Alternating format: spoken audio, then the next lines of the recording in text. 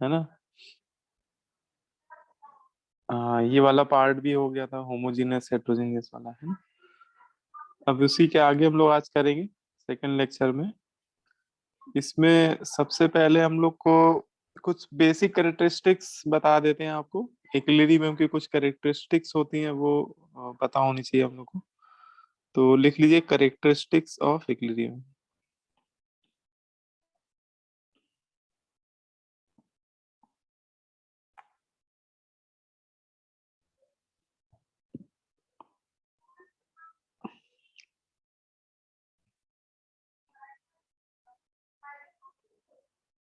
Characteristics of equilibrium.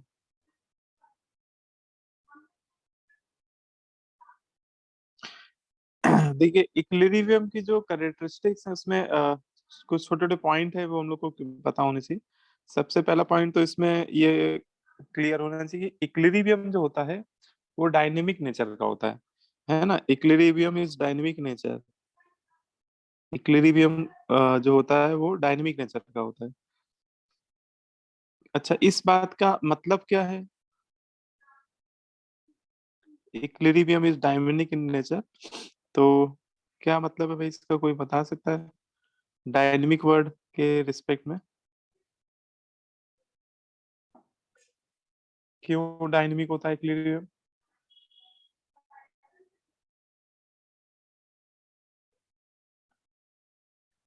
देखो यहाँ पे जो डायनेमिक वर्ड हम लोग बोल रहे हैं, इक्विलिब्रियम डायनेमिक है, इसका मतलब बस इतना है कि इक्विलिब्रियम आने के बाद भी रिएक्शंस चलती रहती हैं। ठीक है, रिएक्शन स्टॉप नहीं होती है। जैसे किसी रिएक्शन में इक्विलिब्रियम आ गया तो ऐसा नहीं कि इक्विलिब्रियम आने बाद फॉरवर्ड रिएक्शन बंद हो जाएगी या बैकवर्ड रिएक्शन बंद हो जाएगी। ऐसा नहीं होगा, दोनों रिएक्शन चलती रहेंगी, फॉरवर्ड रिएक्शन भी चलती रहेगी, बैकवर्ड रिएक्शन भी चलती रहेगी। लेकिन दोनों का रेट क्या हो जाएगा? सेम हो जाएगा, मतलब दोनों सेम रेट से चलती रहती है। तो इक्विलिब्रियम डायनेमिक नेचर का मतलब यही कि after the completion as equilibrium achieve the forward and backward reaction both will continue, है ना, दोनों कंटिन्यू रहती है। और दोनों का रेट बराबर हो जाता है। ठीक है, मतलब फॉरवर्ड और बैकवर्ड रिएक्शन स्टॉप नहीं होती है। अच्छा, दूसरा पॉइंट में ये कह सकते हैं कि इक्विलिब्रियम जब आता है किसी भी सिस्टम में, तो कुछ फिजिकल प्रॉपर्टीज, सिस्टम की कुछ फिजिकल प्रॉपर्टीज क्या होती हैं, कांस्टेंट हो जाती है ना। At equilibrium achieved, at equilibrium reached, some physical properties, some physical properties of system. Physical properties में जैसे फॉर एग्जांपल आप कह सकते हो बॉइलिंग पॉइंट हो गया, ठीक है, वेपर प्रेशर हो गया टोटल। अगर मान लो गैस से प्रेजेंट है इक्विलिब्रियम पे, तो वहां पे टोटल प्रेशर भी डिफाइंड होगा, गैसों का भी अपना प्रेशर होता है ना। तो टोटल प्रेशर, अगर इंडिविजुअली बात करें तो हर एक गैस का अपना पार्शियल प्रेशर भी होगा, पार्शियल प्रेशर।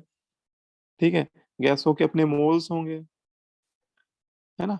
तो ये सारी चीजें क्या हो जाती हैं, कांस्टेंट हो जाती हैं, बिकम्स कांस्टेंट। ठीक है, boiling point, melting point, vapour pressure, total pressure, partial pressure, mole, refractive index, है ना, ये सारी चीजें क्या हो जाएंगी, कांस्टेंट हो जाएंगी। इक्विलिब्रियम आने से पहले तो वो चेंज होती रहेंगी ये प्रॉपर्टी, लेकिन जैसे इक्विलिब्रियम आएगा, इक्विलिब्रियम आने के बाद ये सारे फिजिकल प्रॉपर्टीज किसी पर्टिकुलर वैल्यू पे फिक्स हो जाएंगी, है ना, इनका मैग्नीट्यूड फिर चेंज नहीं होगा। ठीक है, क्लियर, आ रही बात समझ में? Yes sir. Yes sir. Yes. है ना, तो ये वाला पॉइंट भी इम्पोर्टेंट ही है। तीसरे पॉइंट में आप लिख सकते हो effect of catalyst, effect of catalyst at equilibrium.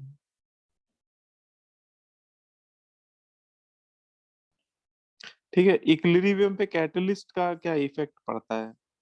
तो देखा ये जाता है कि किसी भी रिवर्सिबल रिएक्शन में इक्विलिब्रियम आने के बाद अगर आप उसमें कैटलिस्ट वगैरह ऐड कर देते हैं, तो देखिए कैटलिस्ट जो होता है वो इक्विलिब्रियम स्टेट को नहीं चेंज करता है, ठीक है? लेकिन एक चीज चेंज हो जाती है, टाइम ऑफ इक्विलिब्रियम जो होता है वो बदल जाता है, ठीक है? मतलब कि पहले मान लो जब आपने कैटलिस्ट नहीं ऐड किया था और आपने वही रिएक्शन करा के देखी, तो पता चला कि 20 मिनट पे आया इक्विलिब्रियम, रिएक्शन स्टार्ट होने के 20 मिनट बाद आया इक्विलिब्रियम। लेकिन अगर आपने वही रिएक्शन किसी कैटलिस्ट या पॉजिटिव कैटलिस्ट की प्रेजेंस में कराई, तो वो इक्विलिब्रियम कुछ समय पहले अचीव हो जाएगा। वो इक्विलिब्रियम हो सकता है 15 मिनट पे आ जाए, 10 मिनट पे आ जाए, है ना? तो इक्विलिब्रियम जो कैटलिस्ट होता है वो टाइम ऑफ इक्विलिब्रियम को अल्टर कर देता है, कुछ समय पहले आ जाएगा इक्विलिब्रियम, लेकिन इक्विलिब्रियम स्टेट को चेंज नहीं करता है। अच्छा, अभी जैसे हम लोग कुछ पढ़ेंगे इक्विलिब्रियम कांस्टेंट पढ़ेंगे, केसी केपी, है ना? तो केसी केपी की वैल्यू चेंज नहीं होंगी, ठीक है? केसी केपी की वैल्यू चेंज नहीं होगी, लेकिन इक्विलिब्रियम कुछ समय पहले रीच हो जाएगा। तो इसको टू द पॉइंट में लिखा देता हूँ, लिख लीजिए, no effect on equilibrium constant. Equilibrium constant पे कोई इफेक्ट नहीं पड़ेगा। इक्विलिब्रियम कांस्टेंट अभी हम लोग पढ़ेंगे केसी या केपी को बोलते हैं, तो केसी या केपी की वैल्यू चेंज नहीं होगी। हाँ, ये एक चीज चेंज होगी, but equilibrium time will change. Equilibrium time जो होगा ना वो चेंज हो जाएगा।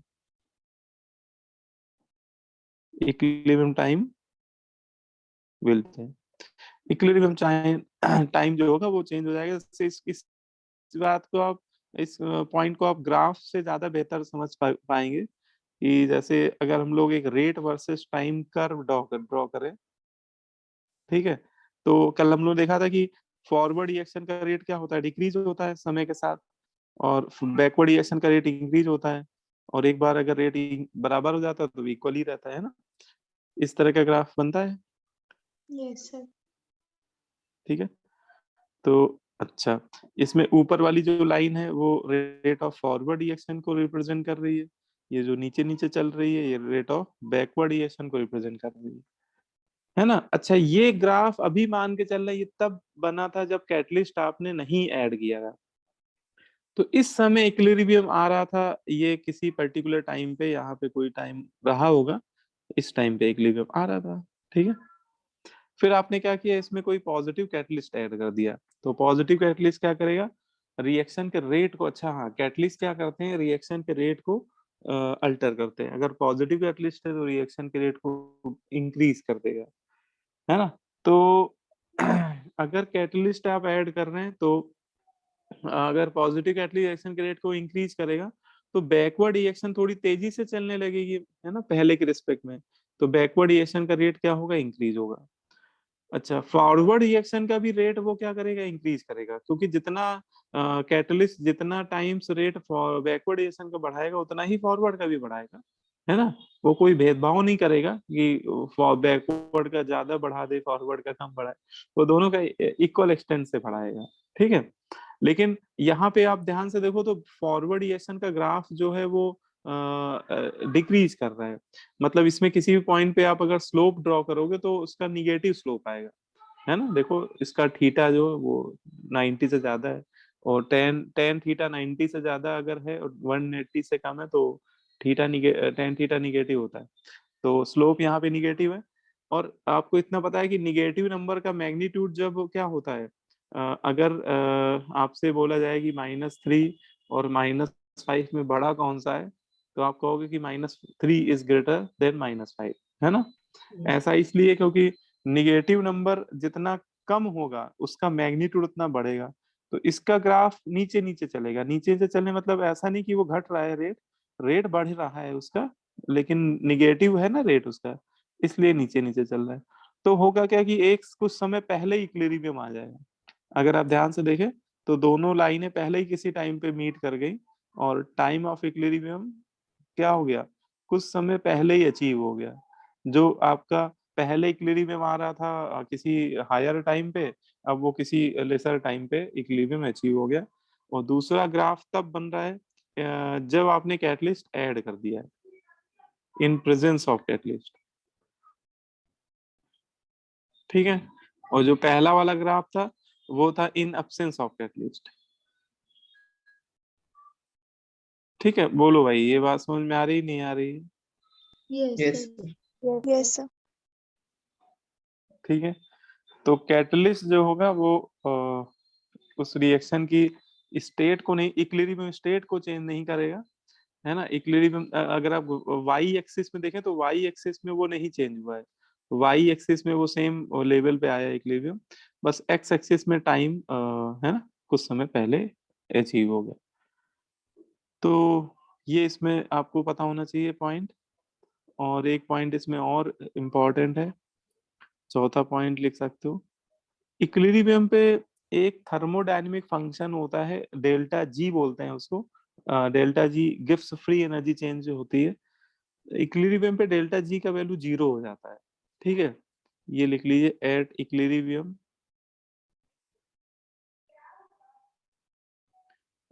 The change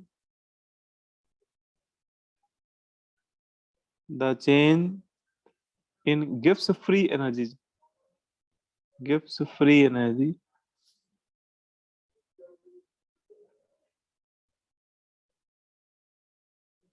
becomes equal to 0। Equilibrium पे डेल्टा जी का वैल्यू 0 हो जाता है। अच्छा, अभी आपको लग रहा होगा ये क्या सर बता रहे हैं, डेल्टा जी 0 हो जाता है, डेल्टा जी क्या है? तो ये जो टर्म है ये अभी, ये एक्चुअली थर्मोडायनेमिक्स में पढ़ाया जाएगा आपको। थर्मोडायनेमिक्स चैप्टर में डेल्टा जी का डिटेल हम लोग पढ़ेंगे, डेल्टा जी क्या होता है, क्या कैसे कैलकुलेट करते हैं, ये सारी चीजें। अभी बस आपको ये वाला पॉइंट बस याद याद ही कर लेना है, रट्टा ही लगाना है ना, कि अगर किसी ऑप्शन में ऐसा लिखा हो कि डेल्टा जी का वैल्यू 0 हो जाता है इक्विलिब्रियम पे, तो उसको करेक्ट कर दीजिएगा। ठीक है, ये एक थर्मोडायनेमिक स्टेट फंक्शन होता है, और इसे गिब्स नाम के साइंटिस्ट ने एक्सप्लेन किया था, इसीलिए इसको गिब्स फ्री एनर्जी बोलते हैं। ठीक है, अभी अभी इस चैप्टर में इसका बारे में डिटेल समझा पाना भी थोड़ा मुश्किल है, क्योंकि वो आप थर्मोडायनेमिक्स शुरुआत से पढ़ोगे तब वो चीज क्लियर होती। तो ये वाला पॉइंट अभी फिलहाल आपको रट्टा ही लगाना है, ये वाला पॉइंट। ठीक है, इसको आपको याद ही रखना है। ठीक है, इसमें याद ही कर लो कि इक्विलिब्रियम पे डेल्टा जी 0 होता है। ठीक है, तो ये कुछ पॉइंट थे जो हम लोग को पता होनी चाहिए, इक्विलिब्रियम की बेसिक कैरेक्टरिस्टिक थी, है ना। इक्विलिब्रियम डायनामिक नेचर का होता है, अगर ये कहीं लिखा हो तो उसको आप टिक कर दीजिएगा, करेक्ट स्टेटमेंट है। ठीक है, इक्विलिब्रियम पे कुछ physical properties like boiling point, total pressure, है ना, मोल्स, है ना, ये सब कांस्टेंट हो जाते हैं बेटा। इक्विलिब्रियम पे कैटलिस्ट उसके केसी केपी पे तो कोई इफेक्ट नहीं डालता है, लेकिन इक्विलिब्रियम टाइम थोड़ा सा चेंज हो जाता है, कुछ समय पहले आ जाता है इक्विलिब्रियम, और इक्विलिब्रियम पे डेल्टा जी का वैल्यू क्या हो जाती है, 0 हो जाती है। ठीक है Yes. है ना, इतनी बात समझ में आ रही? Yes. Yes, sir. Yes, sir. हाँ, अच्छा, इसी में ये भी लिख सकते हो कि अगर कोई पूछे कि डेल्टा एच की वैल्यू 0 होती है कि नहीं होती है, तो लिखिएगा इक्विलिब्रियम पे डेल्टा एच 0 नहीं होता है, क्योंकि ये तीन थर्मोडायनेमिक फंक्शन होते हैं, delta G, delta H, delta S. ठीक है, लेकिन इनमें से केवल एक ही थर्मोडायनेमिक फंक्शन की वैल्यू 0 होती है ना। डेल्टा जी 0 होता है, डेल्टा एच 0 नहीं होता है। Delta H change of enthalpy को रिप्रेजेंट करता है, और delta S change in entropy को रिप्रेजेंट करता है। तो एंट्रोपी चेंज 0 नहीं होती है ना, एंट्रोपी चेंज 0 नहीं होती है। डेल्टा एच का चेंज भी 0 नहीं होता है, लेकिन डेल्टा जी का चेंज 0 हो जाता है। ठीक है, ये तीनों मेन थर्मोडायनेमिक प्रॉपर्टी है, ब्रह्मा विष्णु महेश है, मतलब ये तीनों प्रॉपर्टी के बिना थर्मोडायनेमिक्स को नहीं समझा जा सकता है। जब हम लोग थर्मोडायनेमिक्स पढ़ेंगे तो वहां पे इनका डिटेल भी पढ़ेंगे। ठीक है, तो ये आपको, मैंने आपको कैरेक्टरिस्टिक्स बता दी है। अब इसमें हम लोग पढ़ेंगे लॉ ऑफ मास एक्शन। ठीक है, हम लोग क्या पढ़ने आ रहे हैं, law of mass action, law of mass action. ठीक है, देखिए, लॉ ऑफ मास एक्शन क्या है इसको समझते हैं हम लोग। ये दो साइंटिस्ट ने प्रपोज किया है ये लॉ, जिसको हम लोग लॉ ऑफ मास एक्शन के नाम से पढ़ते हैं। जिसमें एक साइंटिस्ट से गोल्डबर्ग और दूसरे थे वागे। इन्होंने ये लॉ ऑफ मास एक्शन क्या किया है, एक्सप्लेन किया है। ठीक है, अब ये क्या कहता है, ये लॉ ऑफ मास एक्शन क्या कहता है, इसको हम लोग को समझ में आना चाहिए। ये लॉ ऑफ मास एक्शन हमें बताता है अगर कोई केमिकल रिएक्शन है तो उसके रेट को कैसे एक्सप्रेस करें, है ना। किसी केमिकल रिएक्शन के रेट को कैसे एक्सप्रेस किया जाता है थ्योरेटिकली, ये हमें ये लॉ एक्सप्लेन करता है। मान लीजिए एक सिंपल सी रिएक्शन ले लेते हैं, ए से बी बन रहा है और अभी ये एक इरिवर्सिबल रिएक्शन है, अभी ये कोई रिवर्सिबल नहीं है ना। और ये लॉ ऑफ मास एक्शन हर तरह के रिएक्शन के लिए एप्लीकेबल हो, चाहे वो रिवर्सिबल हो या इरिवर्सिबल हो। ऐसा नहीं कि ये रिवर्सिबल के लिए लगेगा, ये हर तरह के रिएक्शन के लिए लिख सकते हैं। तो लॉ ऑफ मास एक्शन कहता है कि अगर कोई रिएक्शन है, ए से बी बन रहा है, ए रिएक्टेंट है और बी प्रोडक्ट है, तो इस रिएक्शन का जो रेट होगा, इस रिएक्शन का क्या रेट ऑफ रिएक्शन, ये उस रिएक्शन में जो बेटा रिएक्टेंट स्पेसीज है उसके एक्टिव मास के क्या होगा, डायरेक्टली प्रोपोर्शनल होगा। उसके रिएक्टेंट के एक्टिव मास के क्या होगा, डायरेक्टली प्रोपोर्शनल होगा, है ना। एक्टिव मास क्या होता है, आपको लग रहा हो सर ये क्या आपने बना दिया। एक्टिव मास बेटा कोई नई चीज नहीं है, एक्टिव मास उसके मोलर कंसंट्रेशन को ही बोलते हैं। मोलर कंसंट्रेशन क्या होता है, मोलर कंसंट्रेशन मतलब मोलरिटी, जो हम लोग मोल कॉन्सेप्ट में पढ़ चुके हैं, है ना। तो अब उसको अलग अलग तरीकों से नाम यहाँ दे दिया गया है। इसको हम लोग एक्टिव मास बोल सकते हैं, एक्टिव मास, या फिर एक्टिव मास को ही क्या बोलते हैं हम लोग, molar concentration. Molar concentration, molar concentration exactly molarity ही होती है, मोलरिटी। ठीक है। तो ये लॉ ऑफ मास एक्शन यही कहता है कि किसी भी रिएक्शन का जो रेट होता है, उस रिएक्शन में जो रिएक्टेंट स्पेसीज, गौर कीजिएगा मेरी बात पे, उस रिएक्शन में जो रिएक्टेंट स्पेसीज है, प्रोडक्ट की बात नहीं हो रही बेटा, रिएक्टेंट स्पेसीज के एक्टिव मास के क्या होता है, डायरेक्टली प्रोपोर्शनल होता है ना। ये कहता है ये ला। अब जैसे मान लीजिए कि किसी रिएक्शन में दो रिएक्टेंट है ना। ऐसा कोई जरूरी तो है ना कि एक ही रिएक्टेंट हो, है ना। अगर एक अगला एग्जांपल ले लेते हैं कि मान लो कि एक रिएक्शन में दो रिएक्टेंट है, ए भी है और बी भी है, और वो दोनों रिएक्ट करके मान लो सी बना रहे हैं। तो यहाँ पे लॉ ऑफ मास एक्शन का क्या रिजल्ट होगा, तो यहाँ पे लॉ ऑफ मास एक्शन बोलेगा कि यहाँ पे जैसे दो रिएक्टेंट है, तो इस रिएक्शन का जो रेट है वो ए के एक्टिव मास पे तो डिपेंड करेगा करेगा, बी के एक्टिव मास पे भी डिपेंड करेगा, दोनों के प्रोडक्ट के क्या हो जाएगा, डायरेक्टली प्रोपोर्शनल, है ना। तो Yes. जितने भी रिएक्टेंट होंगे, है ना, जितने भी रिएक्टेंट होंगे उन सभी के एक्टिव मास के प्रोडक्ट के डायरेक्टली प्रोपोर्शनल होगा, है ना। तो यहाँ पे दो रिएक्टेंट थे तो ए के active mass as well as B, दोनों के एक्टिव मास के प्रोडक्ट के डायरेक्टली प्रोपोर्शनल हो गए, है ना। अच्छा, अगर मान लो कि ऐसी कोई रिएक्शन है जिसमें 2a प्लस बी से कुछ बन रहा है सी, है ना, इसके लिए मुझे लिखना है लॉ ऑफ मास एक्शन। तो इस रिएक्शन का रेट देखो, जैसे 2a लिखा हुआ है तो लॉ ऑफ मास एक्शन बोलता है कि इसको आप ऐसे लिख लो, a प्लस बी, है ना। 2a को कैसे लिख सकते हैं, a प्लस बी, और अब आप लगा दो लॉ ऑफ मास एक्शन। तो अब इस रिएक्शन का रेट इस वाले a के एक्टिव मास पे भी डिपेंड करेगा, है ना, और उसके दूसरे मोल पे एक्टिव मास पे डिपेंड करेगा, इंटू बी, तो सबके बीच में प्रोडक्ट है ना। और a इंटू ए दो बार आ गया तो क्या हो जाएगा, ए स्क्वायर इंटू बी। ठीक है, बोलो भाई, Yes. Yes. Yes. है ना। तो ये लॉ ऑफ मास एक्शन जो है वो इस तरह से हमें किसी रिएक्शन के रेट को मैथमेटिकली कैसे एक्सप्रेस करें ये हमें बताता है। अब इसमें जैसे एक बात देखो, जैसे यहाँ पे मैंने 2 मोल लिए एक है, ठीक है, और फाइनली जो उसका लॉ रेट की इक्वेशन आ रही है उसमें वो 2 नंबर उस रिएक्टेंट के एक्टिव मास की पावर में कन्वर्ट हो गया, है ना। तो यहाँ पे एक शॉर्ट फंडा आप बना सकते हो कि जो भी रिएक्टेंट के स्टाइक्योमेट्रिक कोफिशिएंट हुआ करेंगे वो अल्टीमेटली कहाँ पे आ जाएंगे, उस रिएक्टेंट के एक्टिव मास की पावर में कन्वर्ट हो जाएंगे, है ना? कह सकते हैं कि नहीं? Yes sir, yes sir. Yes. है ना? अगर मान लो इसी रिएक्शन में मैं बोल दूं कि 2A + 3B से कुछ बन रहा है मान लो प्रोडक्ट, तो उसमें रेट बताओ कैसे लिखूंगा, क्या लिखना चाहिए मुझे? R is proportional to A square B cube. A square B, बिल्कुल सही है ना? तो ये हो जाएगा हमारा लॉ ऑफ मास एक्शन। तो ये पहले तो हम लोग को एक ये लॉ ऑफ मास एक्शन समझ में आना चाहिए सभी को कि ये लॉ ऑफ मास एक्शन क्या कहता है ना?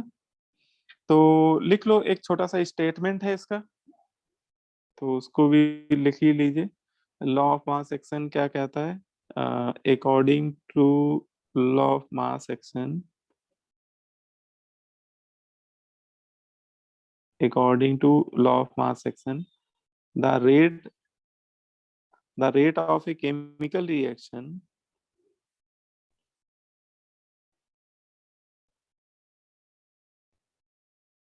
is directly proportional to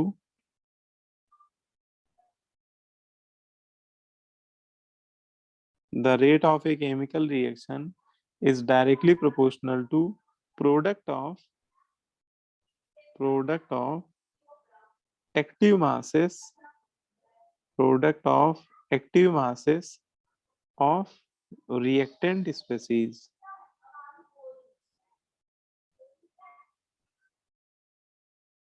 ठीक है? तो सिंपल सा स्टेटमेंट है। तो किसी रिएक्शन का जो रेट होता है वो उस रिएक्शन में जो रिएक्टेंट है उनके एक्टिव मासेस के प्रोडक्ट के डायरेक्टली प्रोपोर्शनल होता है ना? तो बताओ, किसी को डाउट हो तो पूछ सकते हो, इतने में कोई भी पॉइंट ना क्लियर हुआ हो तो। ठीक है, अब देखो हम लोग यहाँ पे लॉ ऑफ मास एक्शन जो पढ़ रहे हैं उसको हम लोग अब अप्लाई करेंगे किसी रिवर्सिबल रिएक्शन के लिए। ठीक है क्योंकि ये लॉ ऑफ मास एक्शन हर तरह की रिएक्शन के लिए एप्लीकेबल है, आइदर रिएक्शन इज रिवर्सिबल और इरिवर्सिबल। तो एक क्या करते हैं, चलो रिवर्सिबल रिएक्शन ले लेते हैं। Let us consider a reversible reaction. एक जनरल रिवर्सिबल रिएक्शन ले लेते हैं। रिएक्शन एक जनरल फॉर्म में ले लेते हैं, N1 mole of A plus N2 mole of B, this gives M1 mole of C plus M2 mole of D। ठीक है, ये एक सिंपल सी मैंने जनरल, हाँ ये रिएक्शन लेकिन रिवर्सिबल है ना? ये यहाँ पे कैसी रिएक्शन है? एक रिवर्सिबल रिएक्शन है। इसमें एक फॉरवर्ड रिएक्शन भी चल रही है, एक बैकवर्ड रिएक्शन भी चल रही है ना? रिवर्सिबल रिएक्शन तो बोथ डायरेक्शनल होती है ना, इनमें रिएक्टेंट से प्रोडक्ट भी बन रहे हैं और प्रोडक्ट से रिएक्टेंट भी बन रहा है, और ये किसी कांस्टेंट टेम्परेचर पे हो रही है रिएक्शन। ठीक है, और आपसे बोला जाए कि बताइए कि इसमें जो फॉरवर्ड रिएक्शन चल रही है उसके लिए लॉ ऑफ मास एक्शन का इक्वेशन क्या होगी, है ना? अगर हम लोग क्या करें, apply law of mass action. ठीक है, मैं थोड़ा शॉर्ट में लिख दिया, लोमा लिख दिया मैंने। लोमा मतलब लॉ ऑफ मास एक्शन है। तो apply law of mass action for forward reaction. तो अगर हम लोग क्या करें, फॉरवर्ड रिएक्शन के लिए लगा दे लॉ ऑफ मास एक्शन, तो हमारा इक्वेशन होगा RF is directly proportional to active mass of A raise to power N1 multiply active mass of B raise to power N2।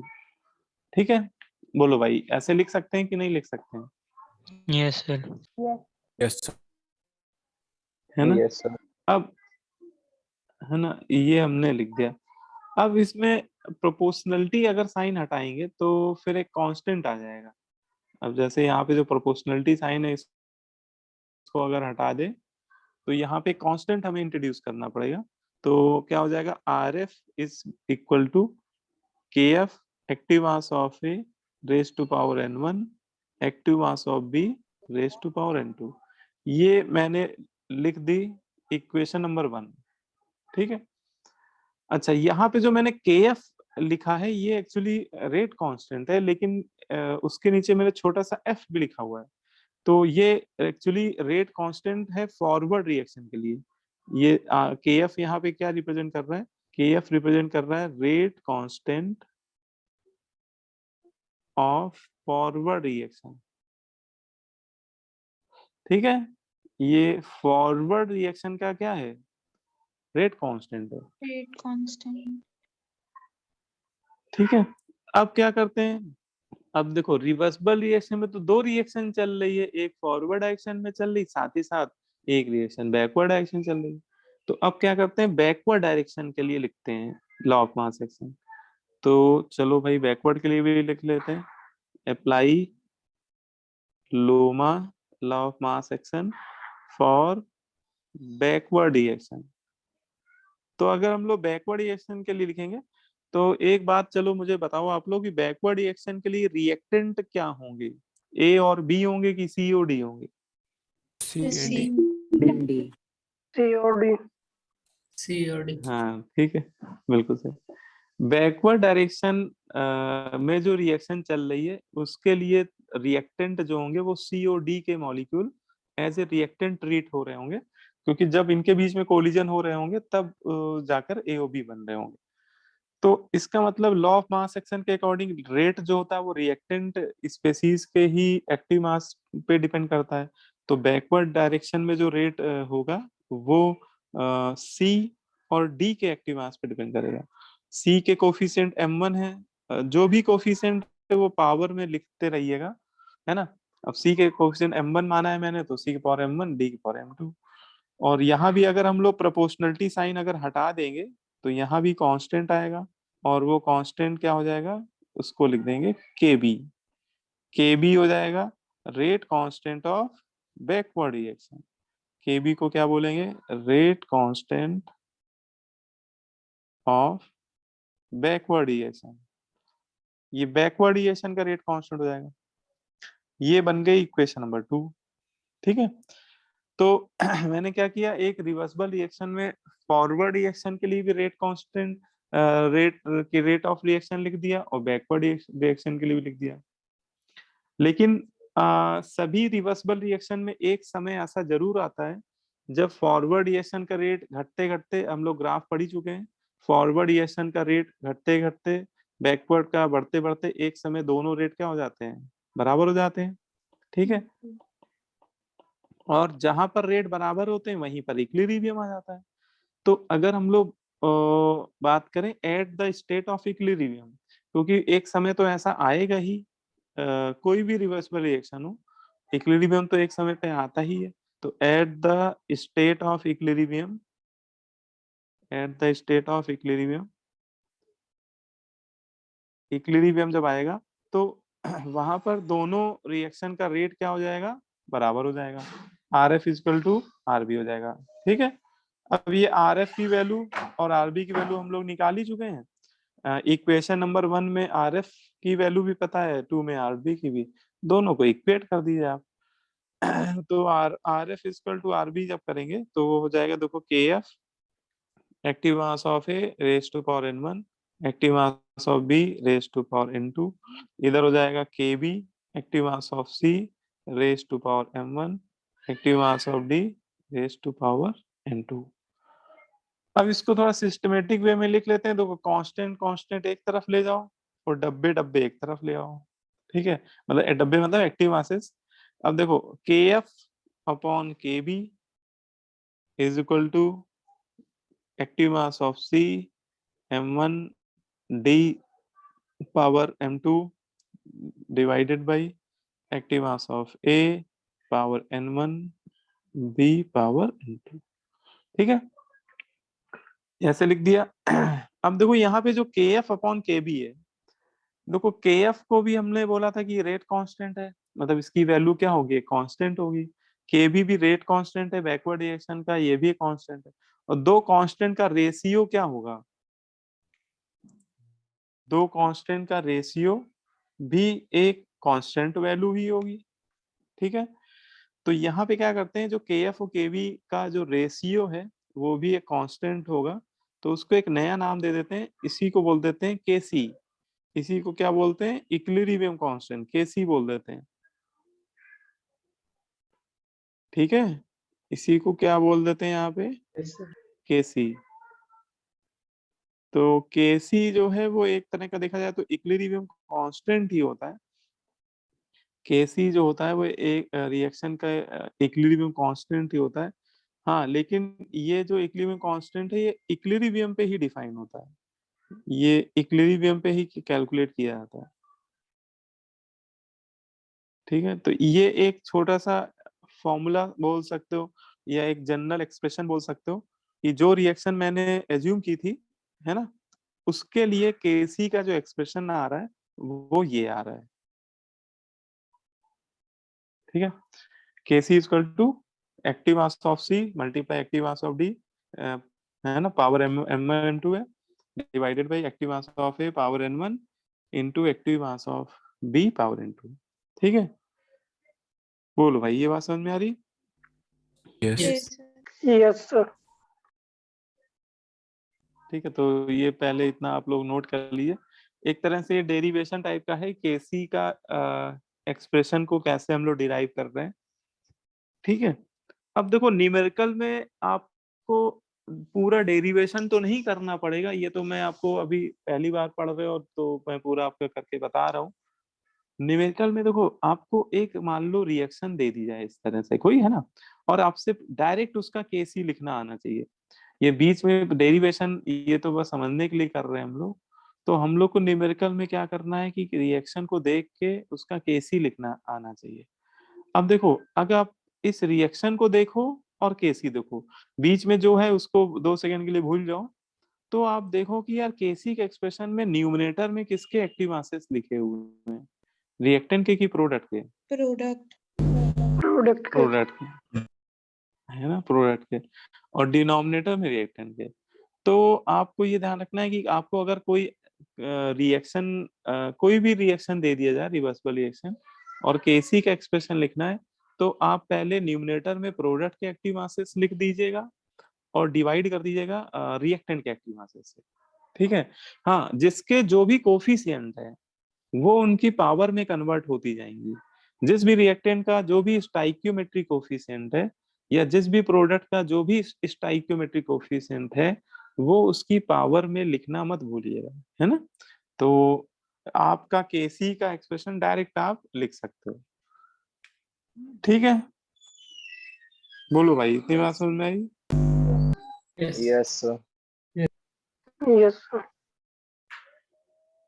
अब इसमें एक छोटी सी डिफिनेशन लिख लीजिए, जैसे आपको एग्जाम में पूछ लिया गया डिफाइन केसी, डिफाइन इक्विलिब्रियम कांस्टेंट।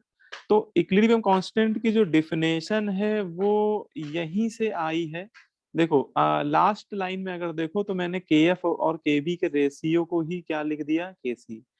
तो अगर आपसे कभी कोई केसी की बेसिक डिफिनेशन बोले कि बताओ केसी क्या होता है, तो केसी की बेसिक डिफिनेशन यहीं से लिखते हैं, बोलते हैं the ratio of rate constant of forward reaction to ratio of to rate constant of backward reaction is defined as equilibrium constant, है ना।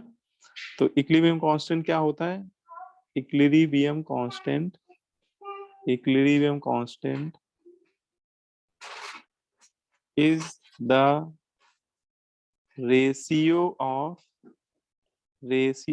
rate constant of forward reaction to rate constant of backward reaction।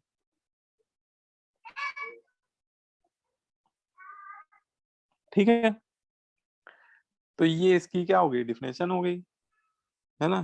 KF और केबी का जो ratio है उसे ही हम लोग equilibrium constant बोलते हैं, है ना। Yes, बोलो sir. भाई। Yes, sir. अब देखो, कुछ बातें हमें केसी के बारे में भी पता होनी चाहिए, जो उसकी कुछ की पॉइंट्स है, जो मतलब इम्पोर्टेंट फैक्ट्स हैं, की पॉइंट्स। ये कुछ फैक्ट्स हैं, ये पता होने चाहिए रिगार्डिंग केसी।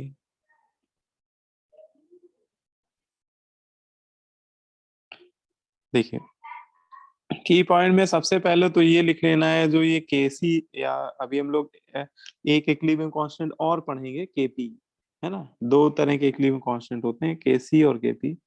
तो ये बातें वैसे दोनों के लिए ही है, केसी और केपी के लिए, कि जब भी हम लोग केसी का एक्सप्रेशन लिखेंगे तो उसमें जितनी भी स्पेसीज गैसियस फॉर्म में होंगी, या वो सभी रिएक्टेंट प्रोडक्ट जो गैसियस फॉर्म में होंगे, जिनकी फेस गैसियस होगी, या फिर जो एक्वस स्टेट में होंगे, केवल उन्हीं का एक्टिव मास हम लोग लिखेंगे अपने एक्सप्रेशन में।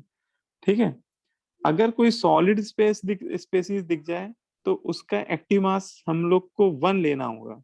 सॉलिड का एक्टिव मास कितना लेना होगा? Unity, pure solid. ठीक है। तो KC is express in term of active masses of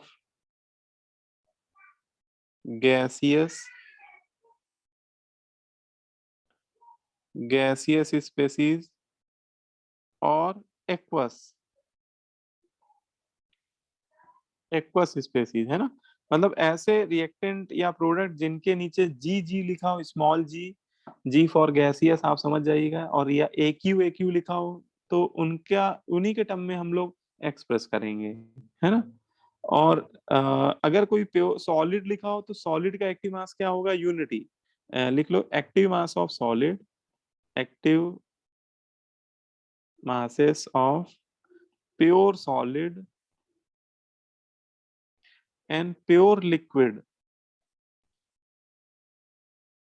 is considered as unity. Unity मतलब 1 के बराबर लेंगे। ठीक है। तो अगर कोई सॉलिड स्पेसीज है या कोई प्योर लिक्विड स्पेसीज है तो उसका एक्टिव मास क्या लेंगे हम लोग? 1 के बराबर। ठीक है। बोलो भाई, ये बात समझ में आ रही है? Yes, sir. तो 1 सर क्यों इसमें लेंगे? एक्टिव मास क्या है? हाँ, क्या कह रहे हो बेटा? एक्टिव मास, सर इसमें एक्टिव मास क्या है मतलब एक्चुअल में? एक्टिव मास मोलर कंसंट्रेशन होता है। एक्टिव मास किसी भी सब्सटेंस का हमें अगर निकालना है तो उसकी जो मोलरिटी है उसी को एक्टिव मास बोल रहे हैं हम लोग, है ना। Yes sir, molarity yes sir. ही एक्टिव मास होती है। तो जो भी हमें एक्टिव मास लेना है वो गैसियस स्पेसीज का लेना है और एक्वस स्पेसीज का लेना है। और अगर आपको कोई सॉलिड स्पेसीज दिख जाए तो उसका एक्टिव मास हमें यूनिटी 1 के बराबर लेना है। ठीक है। बोलो भाई। सर ऐसा क्यों है? है ना, ऐसा क्यों होता है अभी इसका रीजन भी बताता हूं मैं, है ना। उसका रीजन भी अभी आएगा आपके सामने ही। एक पॉइंट और लिख लो, केसी या और केपी ये केवल टेम्परेचर का फंक्शन होते हैं।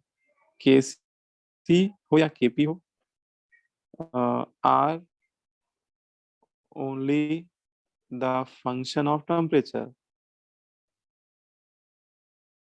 मतलब केसी और केपी टेम्परेचर चेंज करने पे ही चेंज होंगे, अदरवाइज इनका जो मैग्नीट्यूड होता है ना वो किसी दूसरे स्टेट वेरिएबल पे डिपेंड नहीं करता है। जैसे वॉल्यूम पे डिपेंड नहीं करेगा। वॉल्यूम आप कम ज्यादा करोगे तो केसी केपी नहीं चेंज होगा। प्रेशर आप कम ज्यादा करोगे तो केपी केसी नहीं चेंज होगा। लेकिन आप टेम्परेचर अगर कम ज्यादा करेंगे तो केपी केसी चेंज हो जाएगा, है ना। तो बट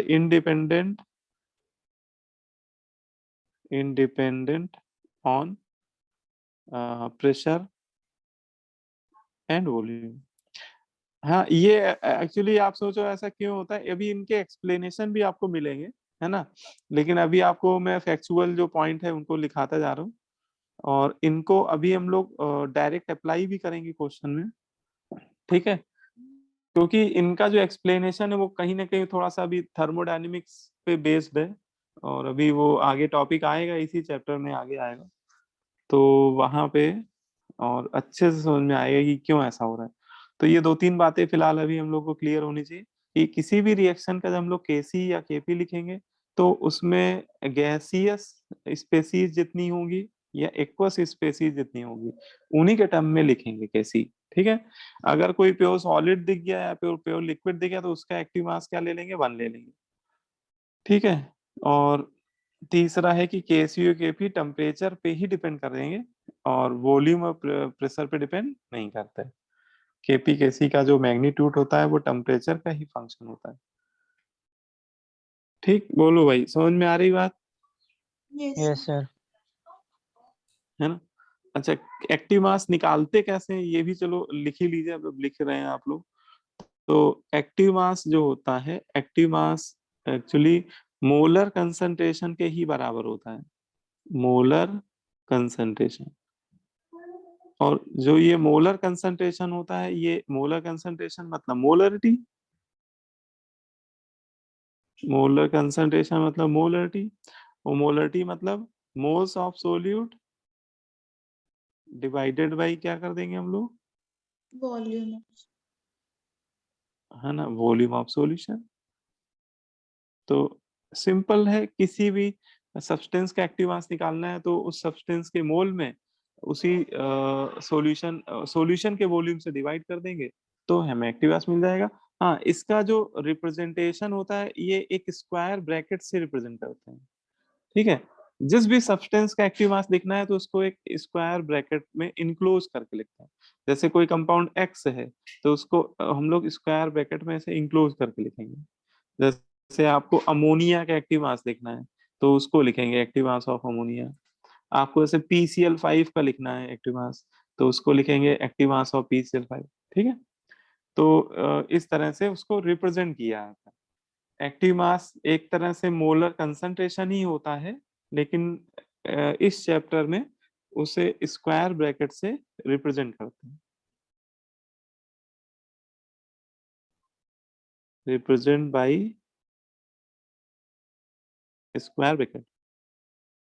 ठीक है, अब जैसे एक क्वेश्चन कर लेते हैं, चलो कैलकुलेट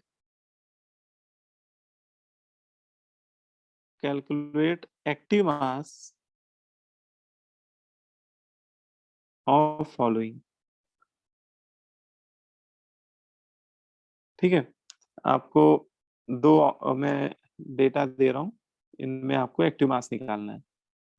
फर्स्ट पार्ट में लिख लिया 64 gram of HI in 2 litre solution.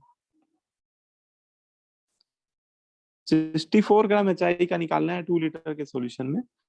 और एक चलो और लिख लीजिए 11.2 litre SO2 gas at STP।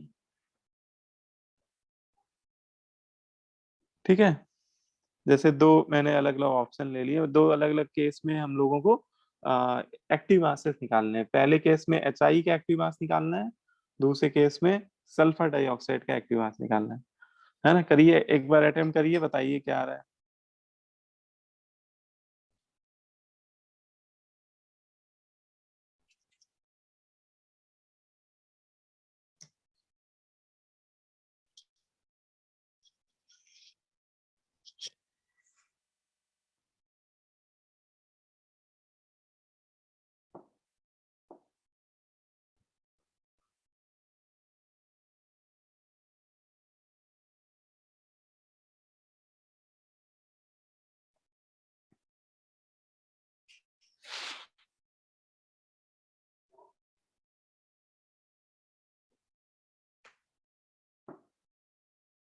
So first का 0.5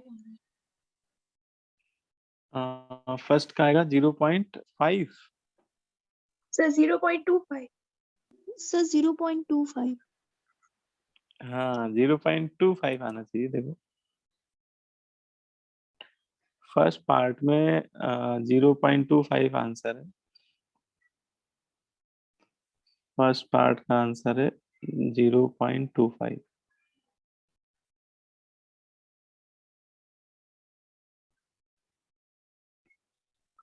सर सेकंड 0.04।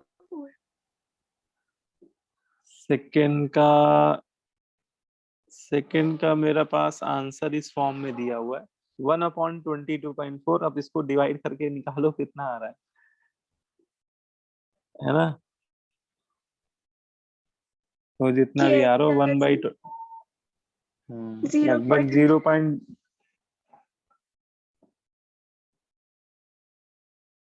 है ना, इतना अगर आ रहा है तो सही है, फिर करेक्ट है। Yes sir.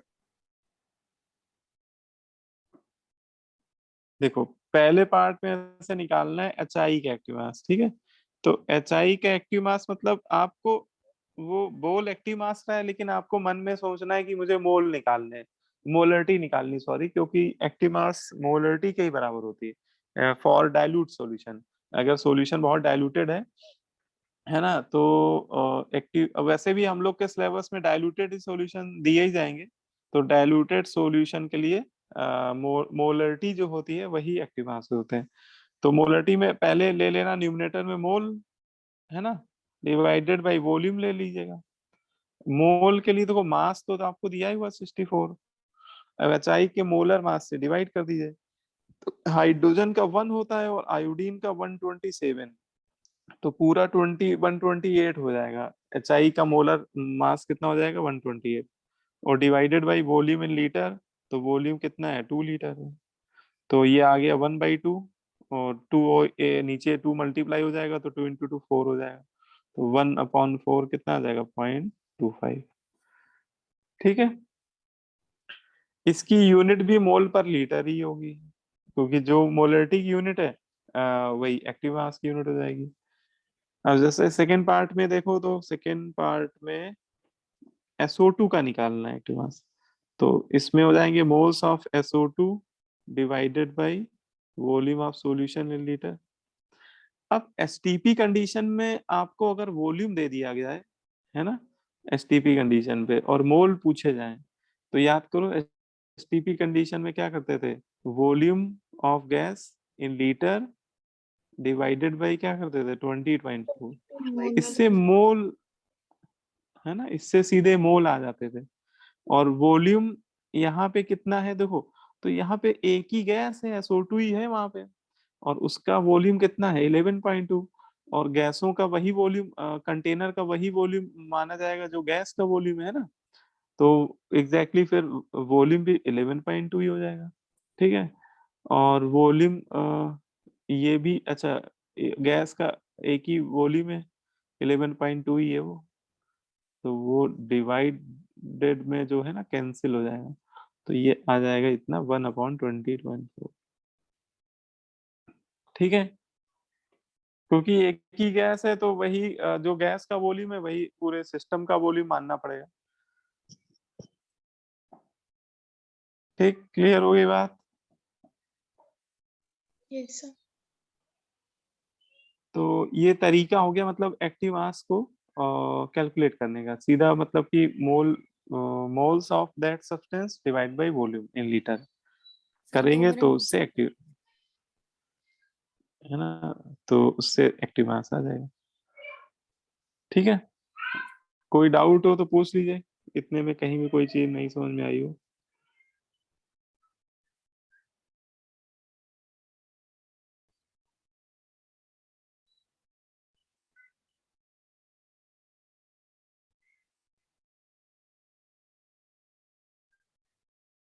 हो गया सर।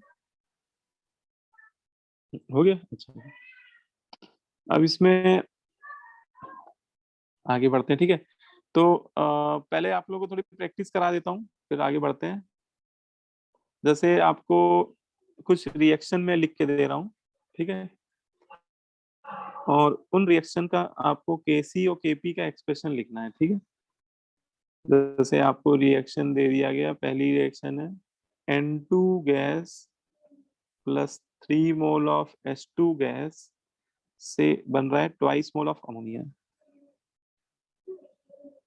ठीक है, अब जैसे इस रिएक्शन में केसी का एक्सप्रेशन आपको लिखने को बोला जाए तो कैसे लिखेंगे हम लोग? तो अभी हम लोगों ने जब डेरिवेशन किया था देखा था कि केसी के एक्सप्रेशन में न्यूमरेटर में प्रोडक्ट के एक्टिव मासेस लिख रहे थे हम लोग, है ना, और डिनोमिनेटर में किसके लिख रहे थे? रिएक्टेंट्स के। तो आपको यही चीज ध्यान में रखनी है कि रिएक्शन चाहे कैसी भी हो, आपको न्यूमरेटर में बेटा हमेशा प्रोडक्ट के एक्टिव मासेस ही लिखने हैं पहले। एक से ज्यादा प्रोडक्ट है तो उनके एक्टिव मासेस मल्टीप्लाई कर दीजिएगा, और फिर आप डिनोमिनेटर में लिखिएगा किसके? रिएक्टेंट के एक्टिव मासेस, है ना, और उनके जो भी कोफिशिएंट है वो उनकी पावर में कन्वर्ट कर दीजिए। तो जैसे इसमें देखा जाए तो प्रोडक्ट साइड क्या है? अमोनिया है।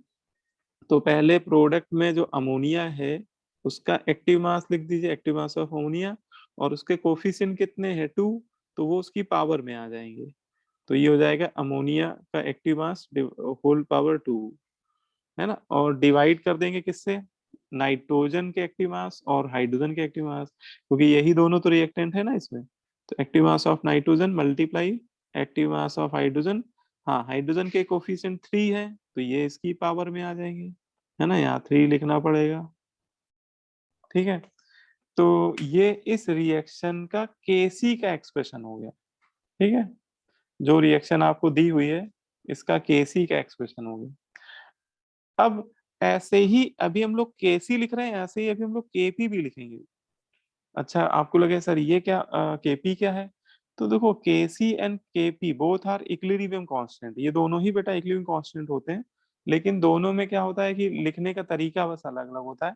केसी में देखो के के नीचे सी आ रहा है, सी फॉर कंसंट्रेशन, तो केसी हमेशा कंसंट्रेशन के टर्म में एक्सप्रेस किया जाता है। कंसंट्रेशन मतलब मोलर कंसंट्रेशन, मोलरिटी के टर्म में या एक्टिव मासेस के टर्म में एक्सप्रेस किया जाता है। और केपी में नीचे पी आ रहा है, पी फॉर पार्शियल प्रेशर, तो ये बेटा पार्शियल प्रेशर के टर्म में एक्सप्रेस किया जाता है। तो पहले आप प्रोडक्ट के पार्शियल प्रेशर लिख दीजिए डिवाइडेड बाई रिएक्टेंट के पार्शियल प्रेशर से डिवाइड कर दीजिए।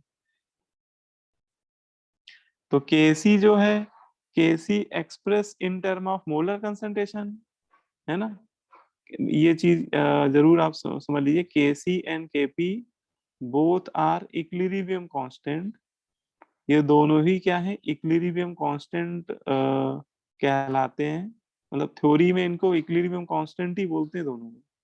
But KC express in term of molar concentration,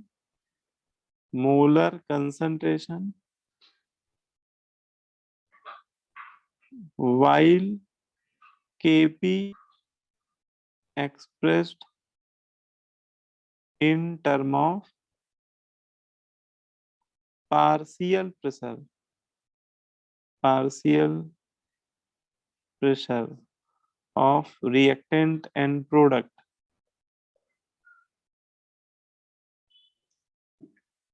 ठीक है, बात समझ में आ रही? केसी भी आपका इक्विलिब्रियम कांस्टेंट है और केपी भी इक्विलिब्रियम कांस्टेंट है, दोनों को पढ़ते इक्विलिब्रियम कांस्टेंट ही है, लेकिन केसी मोलर कंसंट्रेशन के टर्म में एक्सप्रेस करते हैं और केपी को पार्शियल प्रेशर के टर्म में एक्सप्रेस, और लिखने का तरीका वही है। पहले हम लोग प्रोडक्ट के पार्शियल प्रेशर लिखेंगे डिवाइड बाई रिएक्टेंट के, है ना।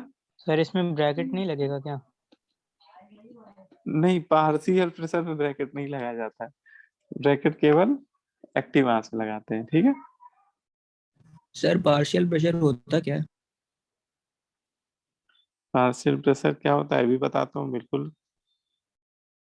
देखो इसको निकालने का एक फॉर्मूला होता है, अभी आपको सिंपल शब्दों में अगर समझना है तो ऐसे समझ लो कि जैसे मान ले आपने 2 गैसें ले ली, एक कंटेनर में 2 गैसें ले ली, ठीक है, एक आपने मान लो ए ले ली, एक आपने बी गैस ले ली, और दोनों के कुछ कुछ मोल ले लिए, मान लो ए गैस के N1 मोल है, बी के N2 मोल है।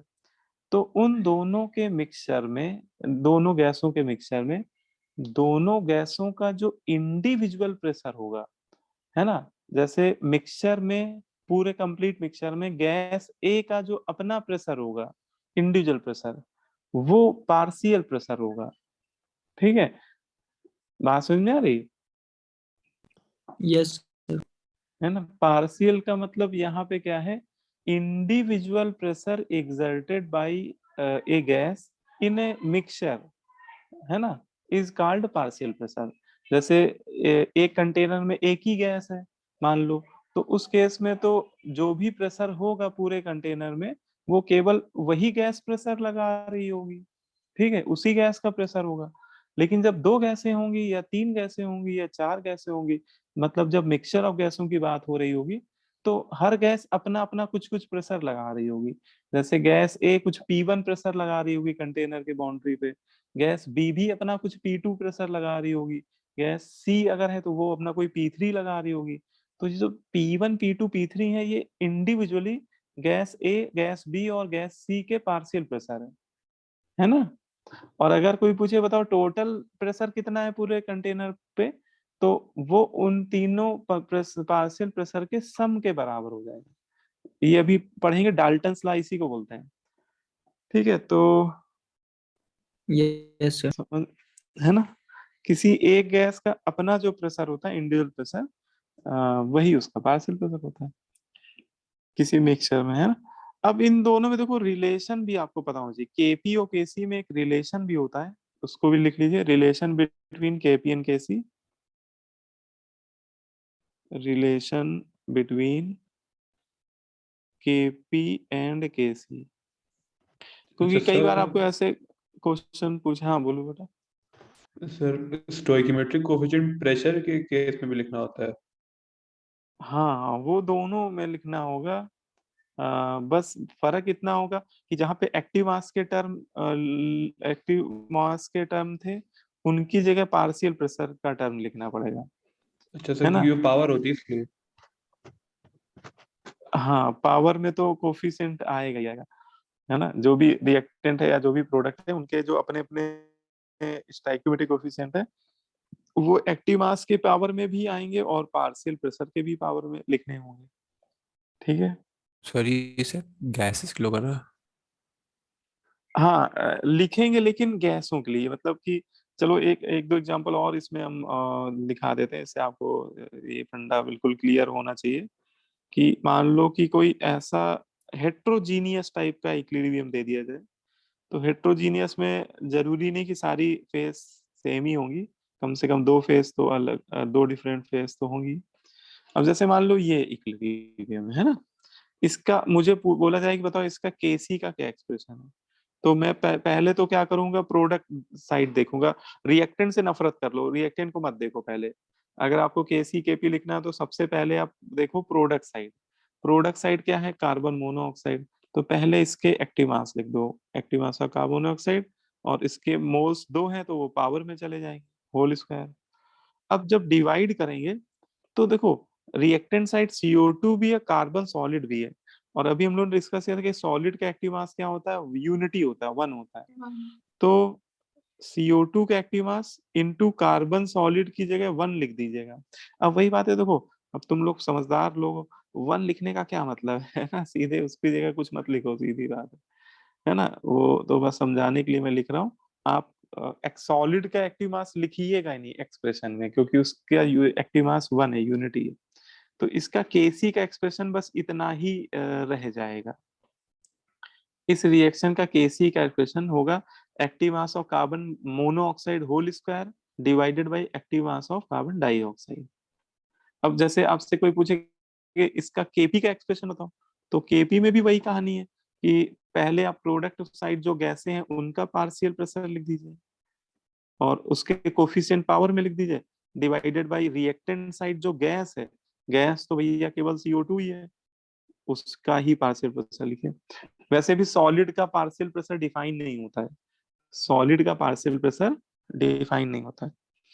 तो ये इस रिएक्शन का केपी का एक्सप्रेशन हो गया, ये केसी का एक्सप्रेशन हो गया, है ना। बोलो भाई, समझ में आ रही बात। Yes sir. जैसे अमोनियम बाई सल्फाइड सॉलिड को अपन लोगों ने हीट किया, तो एक गैस बनने लगी एमोनिया, एक बनने लगी H2S, ठीक है। अब इस रिएक्शन का केसी का एक्सप्रेशन बताओ, कौन बताएगा, चलो मैं पूछता हूँ। हाँ पलक बताओ बेटा। इसका एक्सप्रेशन क्या लिखना चाहिए मुझे? Sir, partial pressure of H2S into partial नहीं, pressure. केसी Sorry, में sir, पार्शियल KC. प्रेशर नहीं आए। Sir, active mass of H2S into active mass of हाँ NH3.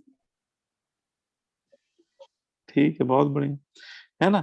और इसका नहीं लिखेंगे क्योंकि ये सॉलिड है ना, डिवाइडेड बाई 1 हो जाएगा एक्चुअली। ठीक है, बहुत बढ़िया। और अगर इसका केपी का एक्सप्रेशन लिखेंगे तो कौन बताएगा? दिव्यांशी बताओ बेटा, दिव्यांशी शर्मा। Yes, sir. हाँ, इस रिएक्शन का केपी का एक्सप्रेशन क्या होना चाहिए? सर एक सेकंड से मुझे थोड़ा कंफ्यूजन हो रहा है। कंफ्यूजन बताओ, क्या कंफ्यूजन?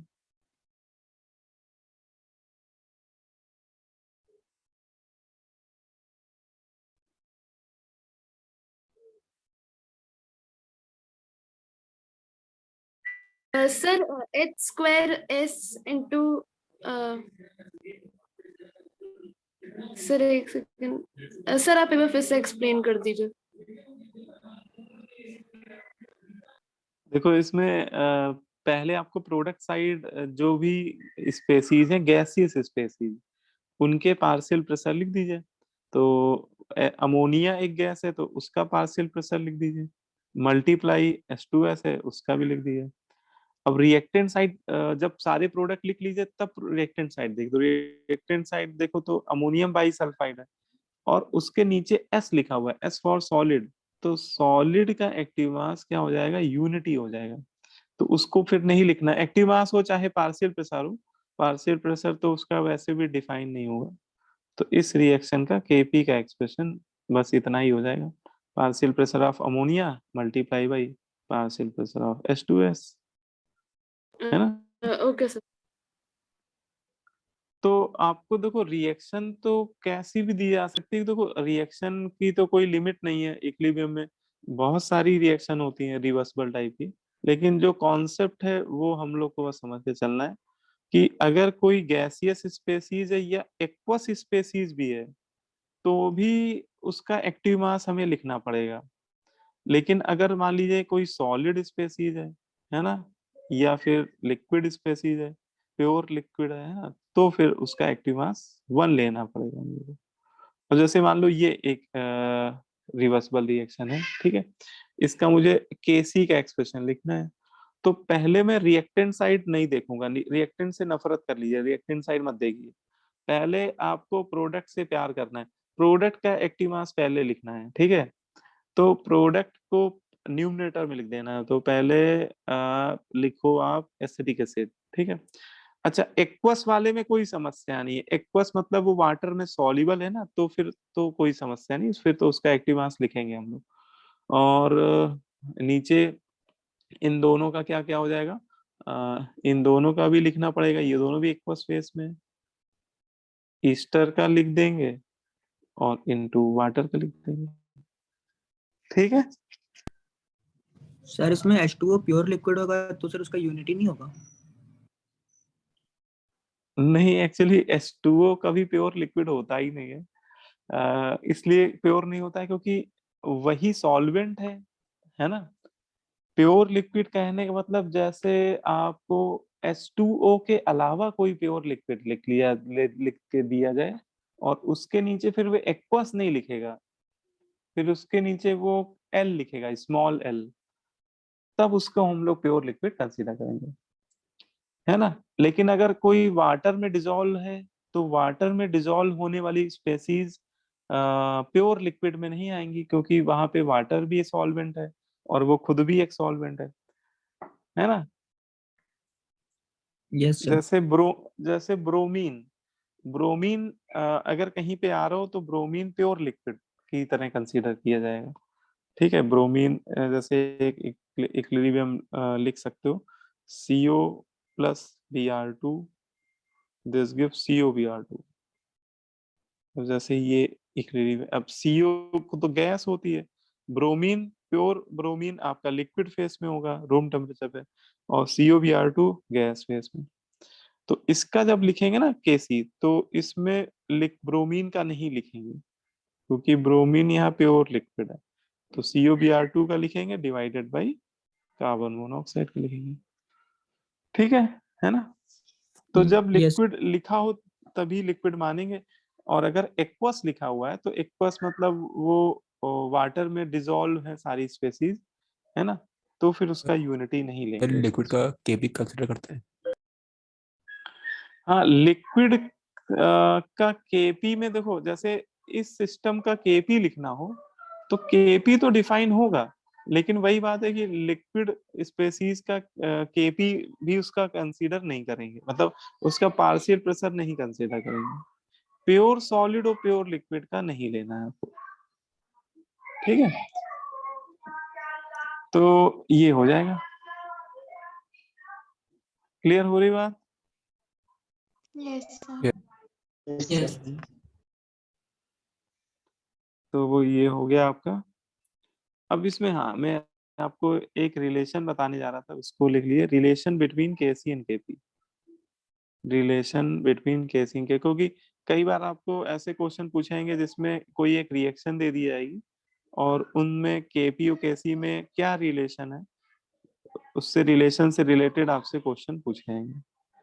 तो केपी और केपी में रिलेशन, केपी और केसी में जो रिलेशन होता है उसका एक फॉर्मूला है, KP equal to KC RT whole power delta N. इसको हम लोग डिराइव भी कर सकते हैं, लेकिन वही बात है कि डेरिवेशन कोई आपसे पूछेगा नहीं, कॉम्पिटिटिव एग्जाम में तो कभी नहीं पूछा जाएगा। ठीक है, तो आपको पहले तो ये एक फॉर्मूला लिख लेना है। ठीक है, उसको सीधे याद ही कर लेना आप लोग, KP equal to KC RT का whole power delta N G. इसमें RT वो RT सर नहीं है, ये RT यहाँ पे R आपका गैस कांस्टेंट और T टेम्परेचर है। ठीक है, केपी और केसी तो आप समझ ही रहोगे, ये तो इक्विलिब्रियम कांस्टेंट है। R लिख लीजिएगा, R है universal gas constant, universal gas constant, और इसकी वैल्यू आपको लेनी है लीटर ATM सिस्टम वाली लेनी बेटा, 0.0821, या फिर इसकी जगह 1/12 भी ले सकते हो, litre ATM upon mole kelvin. ठीक है, और टी टेम्परेचर है, टी टेम्परेचर है केल्विन में लीजिएगा, केल्विन स्केल में लीजिएगा। हाँ, ये डेल्टा एनजी क्या समझ बला है भाई, ये समझ लो। इसमें डेल्टा एनजी क्या है, तो डेल्टा मतलब ऐसे डिफरेंस होता है। ठीक है, तो डेल्टा एनजी यहाँ पे मोल्स का डिफरेंस होता है यहाँ पे। ठीक है, लेकिन केवल गैसों के मोल का ही डिफरेंस लिया जाता है, गैसों या एक्वस फेस में हो तो भी ले लेते हैं। तो डेल्टा एनजी है, लिख लो मोल्स, गैसियस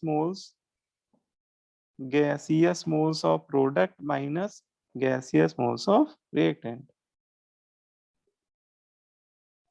गैसियस या एक्वस भी हो सकता है।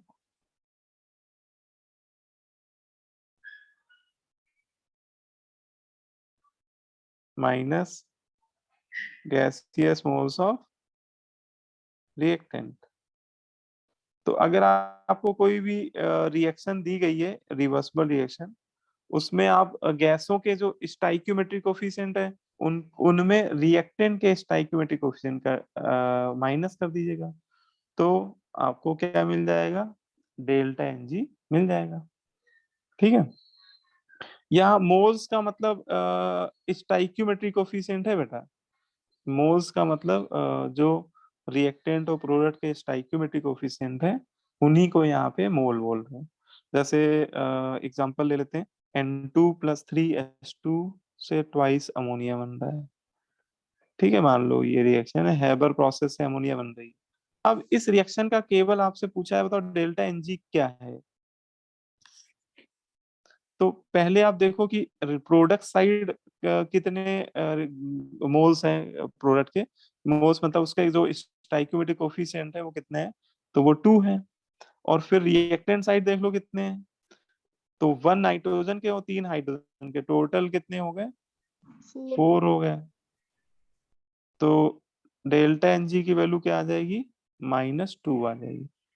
तो इस रिएक्शन के लिए जो ये हैबर प्रोसेस है, इसमें अमोनिया बन रहा है, इस रिएक्शन के लिए डेल्टा एनजी की वैल्यू -2 आ रही है, ठीक है। और डेल्टा एनजी की value reaction to reaction differ करेगी, है ना, क्योंकि जैसे ही रिएक्शन बदल जाएगी या चेंज हो जाएगी, वैसे ही डेल्टा एनजी का वैल्यू भी चेंज हो जाएगा। अब जैसे मान लो ये रिएक्शन है, twice SO2 plus O2 gas से क्या बन रहा है, ट्वाइस SO3 बन रहा है ना। इसका बताओ डेल्टा एनजी कितना आएगा? -1 -1 -1 माइनस, है ना, -1 आएगा, बहुत बढ़िया। तो प्रोडक्ट साइड 2 मोल है, रिएक्टेंट साइड 2 + 1 3 माइनस कर दिए तो ये आ गया -1, है ना। तो ऐसे आपको कोई भी रिएक्शन दी जा सकती है, जैसे मान लो आपको दे दिया कैल्शियम कार्बोनेट सॉलिड, ये कन्वर्ट हो रहा है calcium oxide solid plus carbon dioxide gas. अब इसका डेल्टा एनजी निकालना है, बताओ क्या होगा? 1 1 1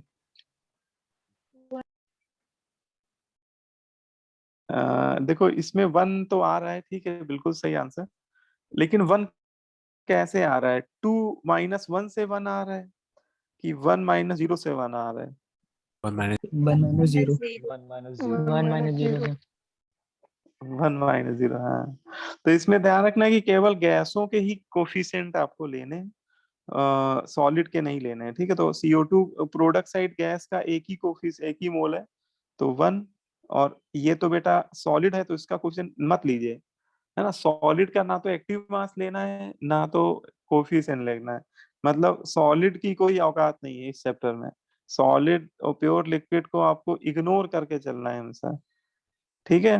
तो इस रिएक्शन में डेल्टा एनजी 1 आ रहा है ना। सॉलिड स्पेसीज का एक्टिव मास भी नहीं, यूनिटी लेना है, और डेल्टा एनजी निकालते समय उनके मोल को इग्नोर करिएगा, उनको मत कंसीडर करिएगा, ठीक है।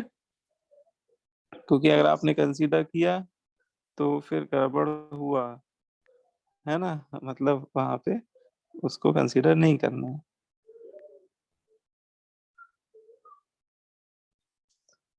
तो चलो ये 2 क्वेश्चन पहले करते हैं, फिर आगे बढ़ते हैं, क्योंकि इसमें भाई फिजिकल केमिस्ट्री के चैप्टर में न्यूमेरिकल डोमिनेट करते हैं, ज्यादातर आपको न्यूमेरिकल ही पूछे जाएंगे एग्जाम में। थ्योरी तो लिमिटेड ही होती है इनमें, न्यूमेरिकल ज्यादा होते हैं, तो न्यूमेरिकल भी हम लोग को करते रहना है। आप लोगों का कौन सा है भाई? ऊपर हो गया ये। वैसे एक बड़ा प्यारा क्वेश्चन है ये, है ना, ऑब्जेक्टिव ही है। क्वेश्चन क्या कह रहा है? लॉग KP बाई KC, एक आपको इक्वेशन दे रखी है उसने, log KP by KC plus log RT equal to 0। कह रहा है ये जो रिलेशन है वो किस रिएक्शन के लिए करेक्ट है। आपको 4 रिएक्शन दे रखी हैं, पूछ रहा है कि ये रिलेशन इन चारों में से किस रिएक्शन के लिए करेक्ट है।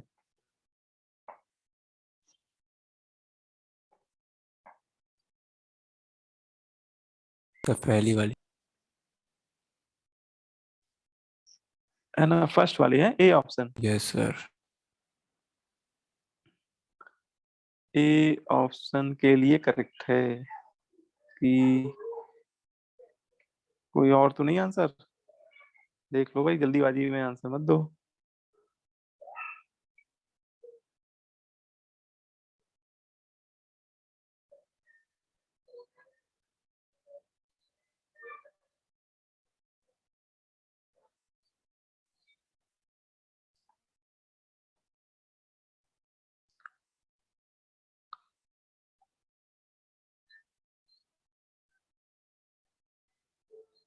सर SO2 + O2 आएगी होगा।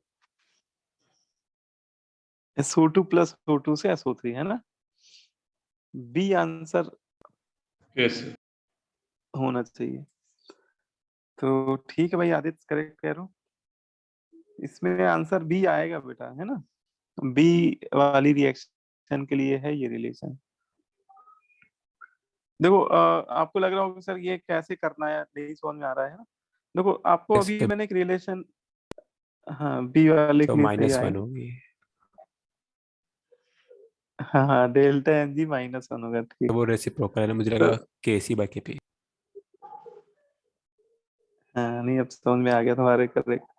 तो देखो इसको समझ लो सभी सभी लोग जिसको ना क्लियर हो रहा हो।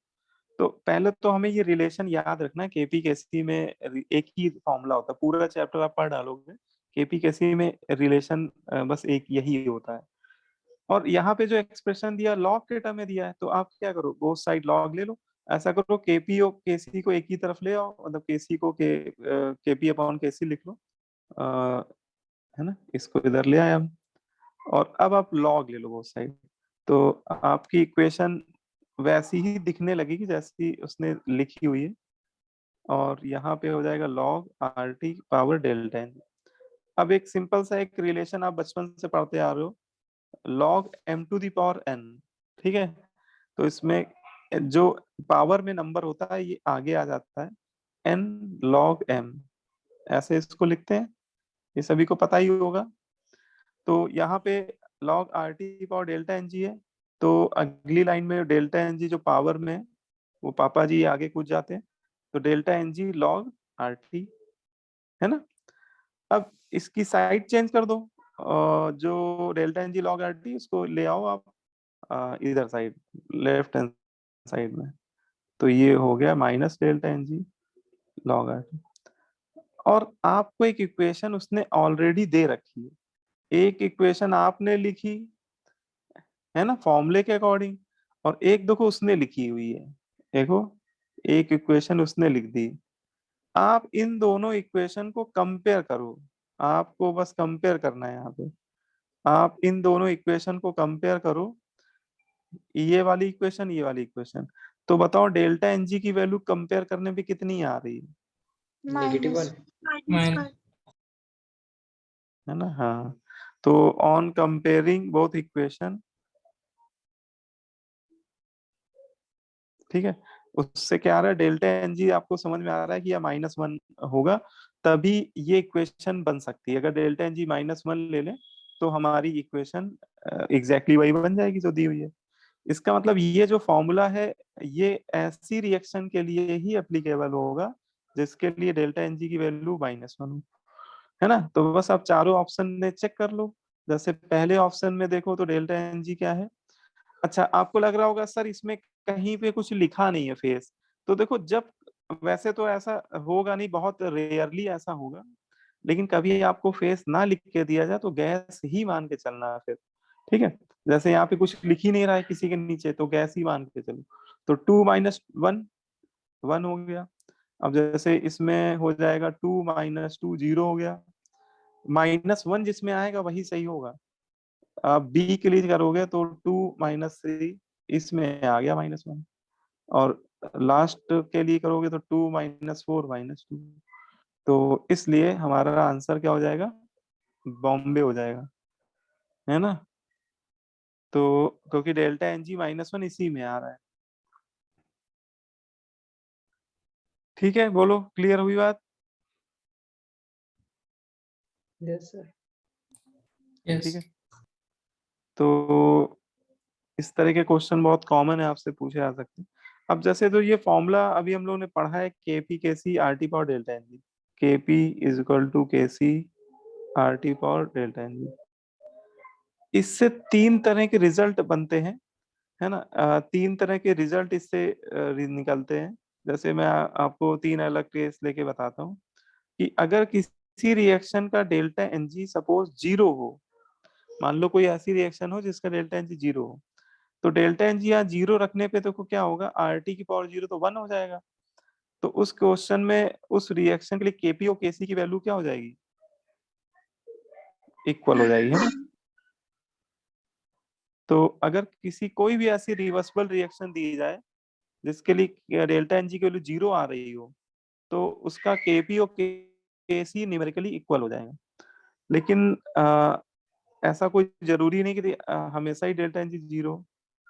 सेकेंड केस में ले लेते हैं कि मान लिया कि किसी रिएक्शन का डेल्टा एन जी पॉजिटिव है, पॉजिटिव में +1 आ रहा है, +2 आ रहा है, +3 आ रहा है, प्लस में कुछ भी आ रहा है, पॉजिटिव है।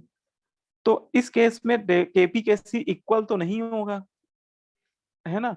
तो इसमें या तो केपी बड़ा होगा या केसी बड़ा होगा, है ना? तो बताओ क्या रिलेशन होना चाहिए, केपी ग्रेटर देन केसी होना चाहिए कि केसी ग्रेटर देन केपी होना चाहिए अगर डेल्टा एन जी पॉजिटिव है तो? Sir KP greater than KC. KP Greater greater than KC. KP greater than KC, ठीक है, बहुत बढ़िया। केपी ग्रेटर आएगा केसी से। अगर डेल्टा एन जी पॉजिटिव है तो केपी का वैल्यू केसी से ज्यादा आएगा, है ना? समझ में आ गया क्यों आएगा? Yes, sir. वो उसी रिलेशन से आप पता लगा सकते हो। और अगर डेल्टा एन जी निगेटिव आ रहा हो किसी रिएक्शन के लिए तो इसमें उल्टा रिलेशन आ जाएगा, इसमें केसी बड़ा हो जाएगा। ठीक है, तो ये भी हम लोग को पता हो। कई बार आपको ऑब्जेक्टिव में इसी तरह से क्वेश्चन दे देगा, मान लो 3 या 4 रिएक्शन अलग अलग दे देगा और पूछेगा बताओ इनमें से किसके लिए केपी बड़ा है केसी से, या बोल देगा किसके लिए केसी बड़ा है ना? तो आप देख लीजिएगा कि कौन सा केस एप्लीकेबल है वहां पे, है ना? बोलो भाई, क्लियर हो रही बात? Yes, केपी और sir. केसी में एक ही फॉर्मूला ही होता है, जो भी रिजल्ट निकलेगा इसी फॉर्मूले से वो निकलता है। ठीक है, एक क्वेश्चन चलो करते हैं इसमें, रिलेशन वाला एक क्वेश्चन लेता हूँ।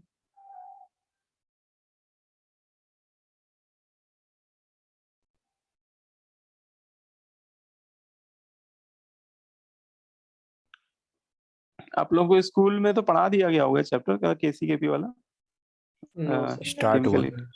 से स्टार्ट हुआ। बढ़ा दिया गया है। अच्छा अच्छा, सर कल हाँ, टेस्ट तो भी है इसका। इम्पोर्टेंट चैप्टर है ये, तो इसको अच्छे से पढ़ लीजिए।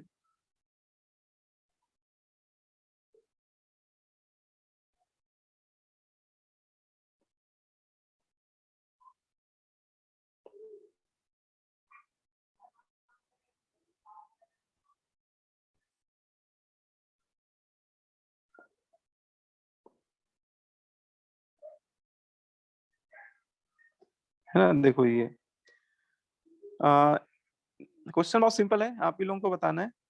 The reaction in which KP equal to KC satisfy. आपको 4 ऑप्शन दिए हुए, कह रहा है कि इनमें से कौन सी रिएक्शन है जिनके लिए केपी और केसी इक्वल होगा,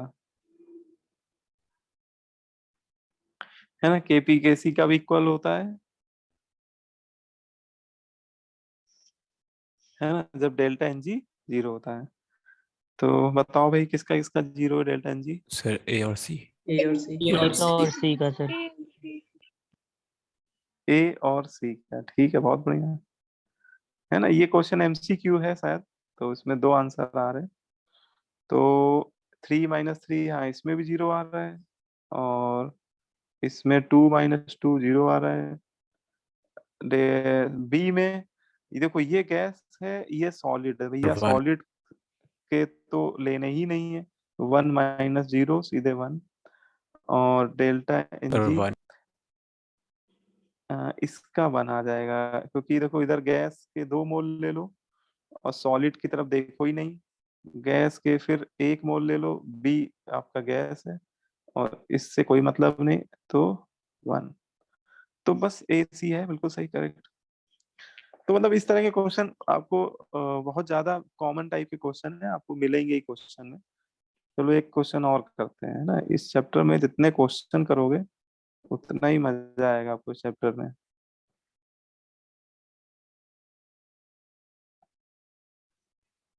क्वेश्चन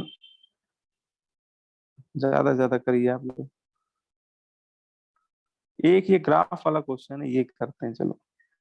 आईटी वालों को ग्राफ बहुत पसंद है, वो हर साल पेपर में ग्राफ वाले क्वेश्चन जरूर पूछते हैं, चाहे वो किसी भी चैप्टर से पूछें, ऐसा नहीं कि एक ही चैप्टर से पूछते हैं। फिजिकल के चैप्टरों में ग्राफ से क्वेश्चन बहुत पूछते हैं। जैसे कि क्वेश्चन क्या है पहले इसको समझ लेते हैं। इसमें कह रहा है attainment of the equilibrium A gas से 2b प्लस 2p बन रहा है। मतलब ये एक आपको रिवर्सिबल रिएक्शन दे दी गई है।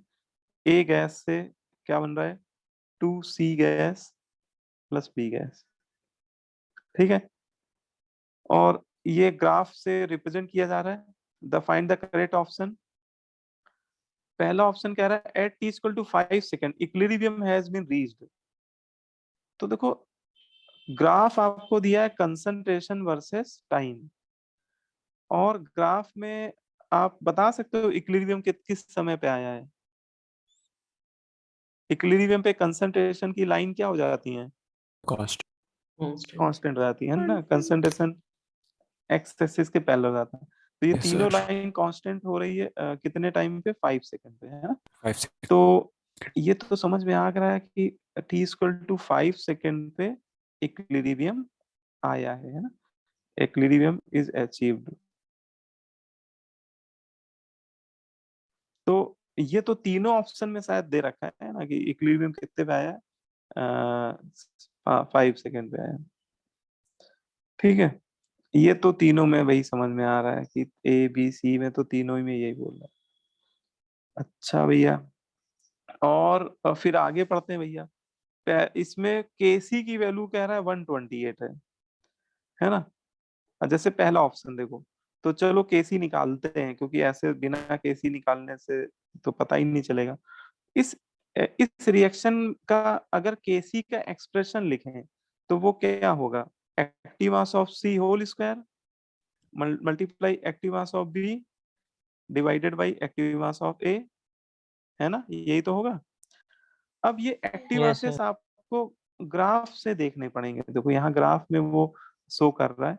देखो ए की लाइन ये वाली है, ए रिएक्टेंट का कंसंट्रेशन कम होता है ना, और इक्विलिब्रियम जब आया, देखो बेटा इक्विलिब्रियम जब आया तो ए का कंसंट्रेशन कितने पे कांस्टेंट हो गया, 6 पे, है ना।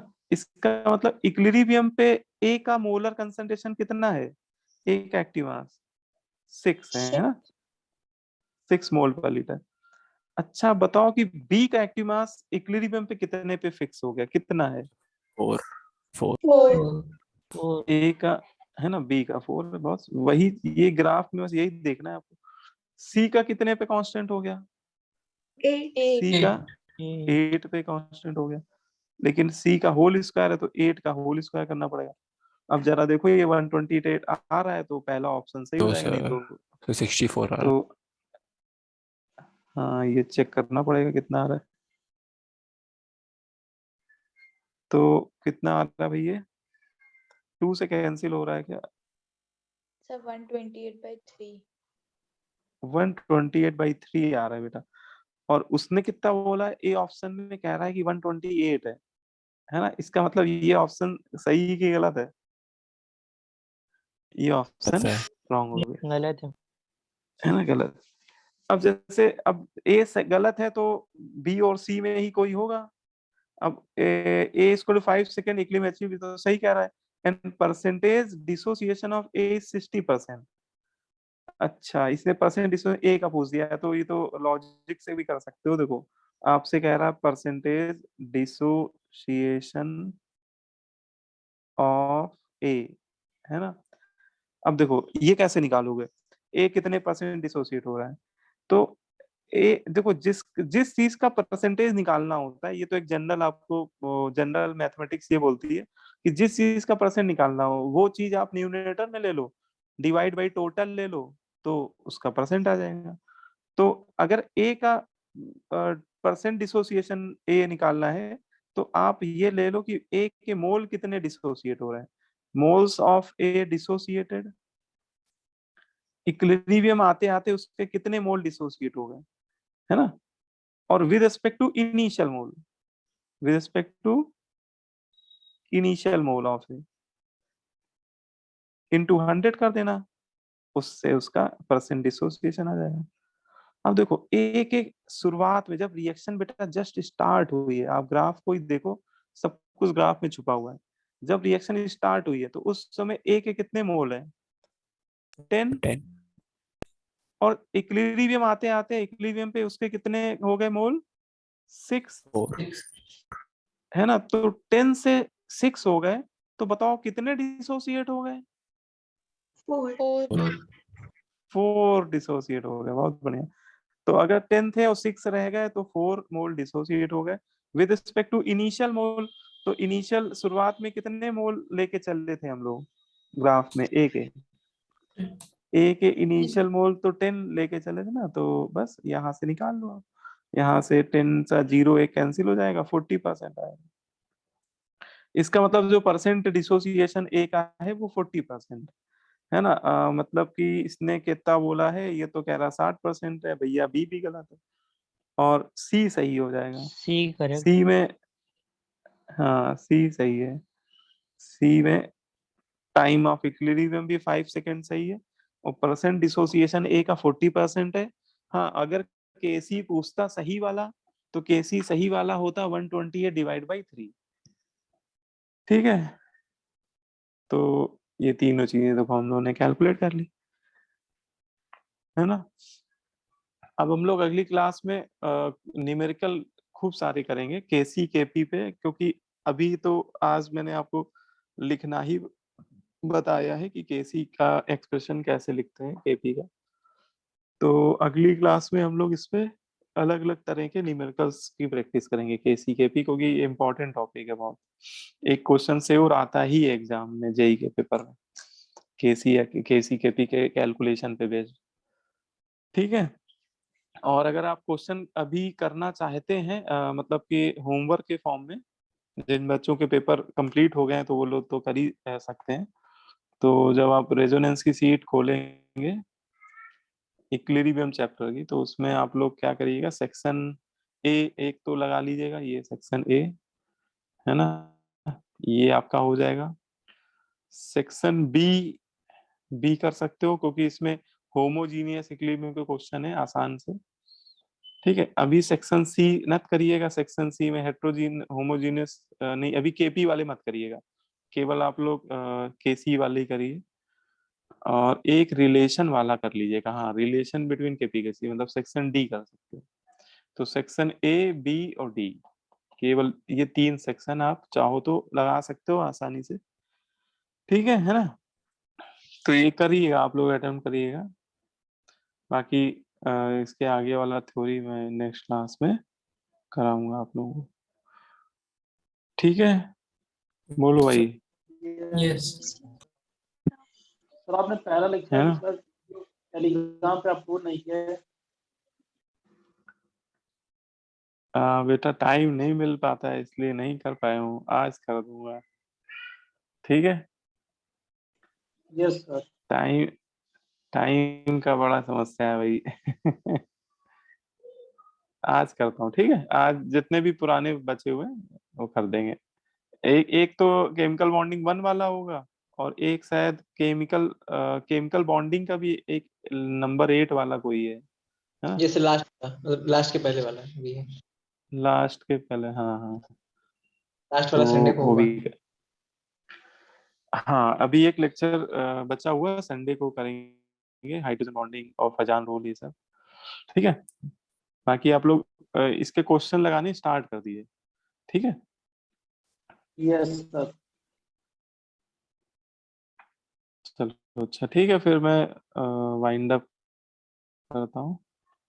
कोई पूछना चाहते हो क्वेश्चन तो पूछ सकते हो, कोई डाउट आउट हो तो। सर वो एक सर डाउट था सर रेजोनेंस से। किस टॉपिक से है? सर रेजोनेंस से है? रेजोनेंस हाँ बताओ बताओ। सर एक क्वेश्चन था सर एनसीईआरटी में सर, उसमें रेजोनेटिव सिस्टम ना था सर SO3 का, NO2 का और NO3 1 माइनस का। तो सर उसमें कोऑर्डिनेट बॉन्ड बन रहा था सर, कोऑर्डिनेट बॉन्ड में समझ नहीं आता जैसे रेजोनेंस। देखो अगर किसी मॉलिक्यूल में कोऑर्डिनेट बॉन्ड है तो उसको तो पहले हटा ही दो। मतलब कोऑर्डिनेट बॉन्ड को सिंगल बॉन्ड में कन्वर्ट कर दो, और उसका ये तरीका होता है, जिधर एरो का हेड होता है, जिस एटम पे एरो का हेड होता है उस पे -1 का फॉर्मल चार्ज शो कर दो, और जिधर टेल उधर +1 का, और फिर वो -1 जो मतलब उस पे निगेटिव चार्ज आएगा ना, वो भी अगर उसके अल्टरनेट में डबल बॉन्ड है तो वो निगेटिव चार्ज भी रेजोनेंस में इन्वॉल्व हो जाएगा, है ना। Okay sir. जैसे आपको मैंने एक बताया होगा, नाइट्रेट आयन का बना के दिखाया होगा, क्लास नोट्स यस में आप देखिएगा, सर। है ना। तो यस सर। कोऑर्डिनेट बॉन्ड जब भी हो, जैसे ओजोन में भी होता है, ओजोन में कोऑर्डिनेट बॉन्ड हटा के ओ पे माइनस लगा देते हैं, और बीच वाले ऑक्सीजन पे प्लस दिखा देते हैं, तो वो जो माइनस चार्ज होता है वो पाई बॉन्ड के अल्टरनेट पोजीशन पे आ जाता है, तो फिर वो वाला लपक झपक करेगा, मतलब वो वाला रेजोनेंस में इन्वॉल्व हो जाएगा। Yes sir. ठीक है, थैंक यू सर। अगर ज्यादा यस सर। दिक्कत है तो बना के भेज देना व्हाट्सएप में, यस अगर सर। मान यस लो नहीं सर। समझ में आ रहा, ये सभी है भेज ना। दूंगा सर करके। हाँ, कोई डाउट आएगा तो पूछ लिया करो व्हाट्सएप में, ठीक है। Yes sir. चलो अच्छा, ठीक है। ठीक है फिर, हो गया। यस, और कोई। ये नो सर, नो सर, इतना ही। चलो सर अच्छा, एक और ठीक है चीज़ फिर था सर, आपने हाँ सर SO3 का जो बनाया था सर, वो लीव्स डॉट स्ट्रक्चर सर, उसमें तो सर डबल बॉन्ड हाँ बनाया था आपने, तो सर लेकिन उसमें एग्जाम्पल में तो सर उन्होंने कोऑर्डिनेट बॉन्ड बनाया था। SO3 में तो डबल बॉन्ड ही बनेगा, क्योंकि डबल बॉन्ड सर सल्फर के पास वैकेंट डी सर ऑर्बिटल है। इसमें सर सॉल्यूशन में सर 2 कोऑर्डिनेट बनाए गए थे, वो ही नहीं समझ में, कंफ्यूज हो अ, गया था। अच्छा, एक बार तुम ऐसा करना, क्वेश्चन भेजना, जरा देखें किसमें एनसीईआरटी एग्जाम्पल का ये सर, क्वेश्चन है। ये सर इंसार्ट है।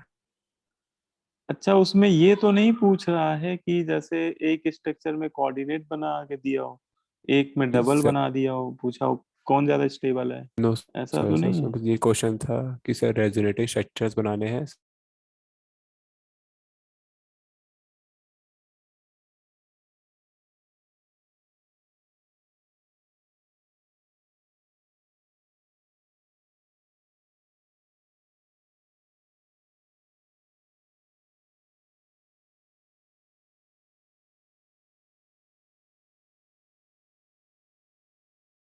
उसने तो बनाना तो नहीं चाहिए, लेकिन बना के दे दिया अगर, तो उसको रिप्लेस करके बनाओ, फिर कोऑर्डिनेट बॉन्ड को हटाना पड़ेगा।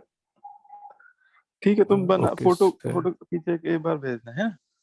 ओके तो सर। कई बार होता है ना, स्ट्रक्चर देखने पे पता चलता है कि एग्जैक्टली पूछ क्या रहा है वो, या कहना क्या चाह रहा है वो, है ना। Okay sir. यस। चलो अच्छा, ठीक। Thank you sir.